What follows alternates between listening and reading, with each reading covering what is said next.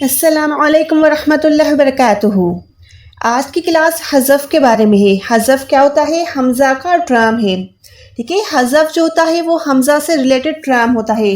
اب حذف ہوتا کیا ہے؟ سب سے پہلے آ جاتے ہیں اس کی لغوی معنی کی طرف۔ حذف کی لغوی معنی کیا کہتی ہے؟ اس کی لغوی معنی ہے گرا دینا۔ کیا مطلب؟ گرا دینا۔ اب آپ کو حذف کی معنی سمجھ میں آ گئی کہ حذف کا مطلب ہوتا ہے گرا دینا، کسی بھی چیز کو گرا دینا۔ لیکن حذف یہاں پر حمزہ کے لیے ہم یوز کر رہے ہیں، تو اب اس کے قاعدے کی طرف آ جاتے ہیں تاکہ حذف کو ہم کمپلیٹلی سمجھ سکیں۔ تو اس کا قاعدہ آپ لکھ لیں یا پھر اس کو سمجھ لیں۔ حذف کا قاعدہ کیا کہتا ہے؟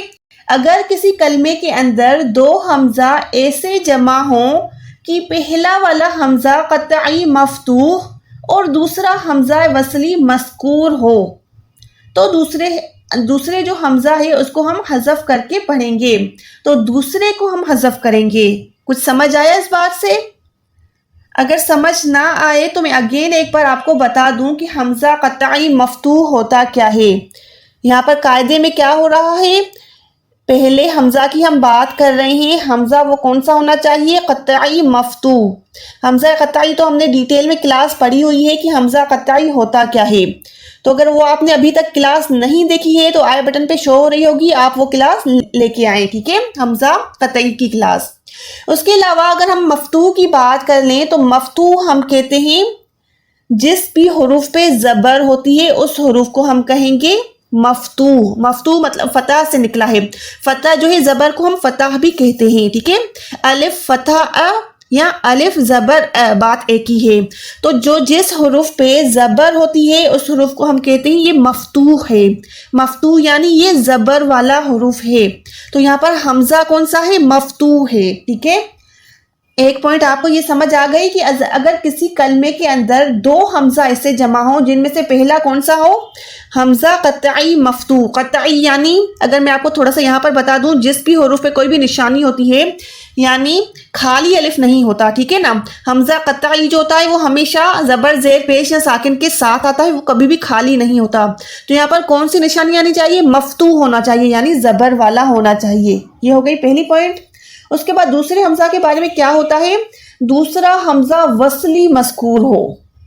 حمزہ وصل تو ہم نے کتنی بار ڈیٹیل میں کیا ہوا ہے۔ حمزہ وصل، وصل کا کیا مطلب ہوتا ہے؟ جو خالی الف ہوتا ہے نا، جو گر جاتا ہے، اس کو ہم کہتے ہیں حمزہ وصل۔ حمزۃ الوصل کی کلاس بھی ہم نے ڈیٹیل میں کی ہوئی ہے، ایک ایک پوائنٹ ہم نے وہاں پر کلیئر کی ہوئی ہے۔ تو یہاں پر کیا لکھا ہوا ہے؟ دوسرا حمزہ وصلی مذکور ہو۔ مذکور کسرہ سے نکلا ہے، جیسے ہوتا ہے نا الف زیر ای یا الف کسرہ ای، دونوں ایک ہی بات ہے۔ زیر کو ہم کسرہ بھی کہتے ہیں۔ تو یہاں پر مذکور اس حروف کو کہتے ہیں جس کے نیچے زیر آتی ہے۔ تو پہلا حروف حمزہ جو ہے وہ مفتوح ہے، دوسرا حمزہ مذکور ہے۔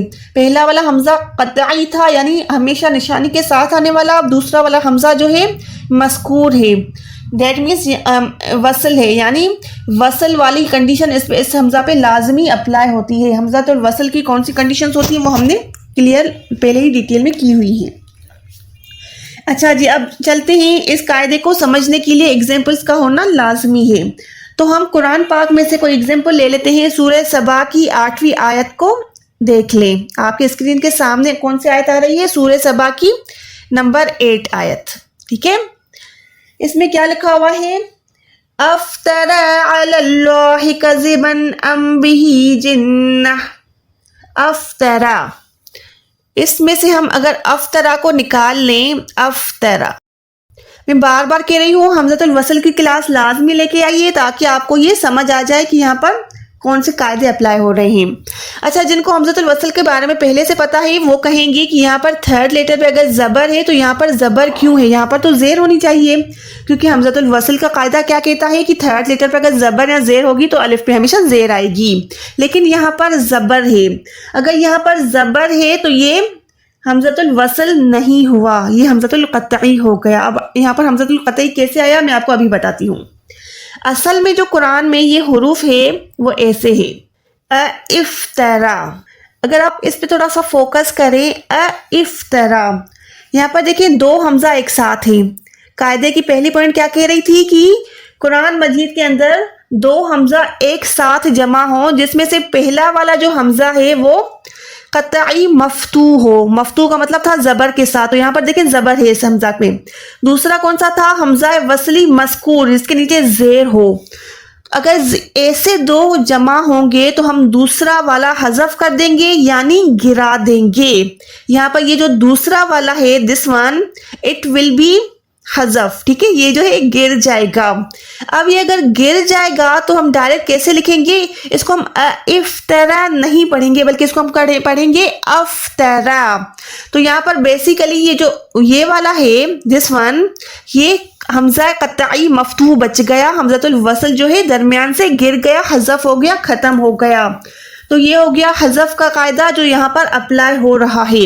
آپ کو ٹینشن لینے کی ضرورت نہیں ہے کیونکہ قرآن پاک میں آپ کو افطرا ہی ملے گا, افطرا نہیں ملے گا. یہ اپلائی ڈائریکٹ قاعدہ اپلائی ہوا ملے گا آپ کو.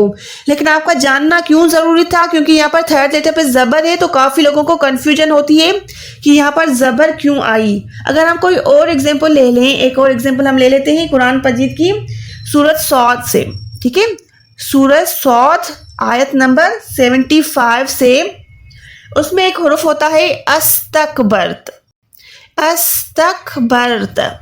اب یہاں پر آپ دیکھیں تھرڈ لیٹر پہ اگین زبر ہے, یہاں پر زبر آ گئی تو آپ کو اب خود ہی اندازہ ہو جائے گا کہ یہ حرف کیسے ہونا چاہیے.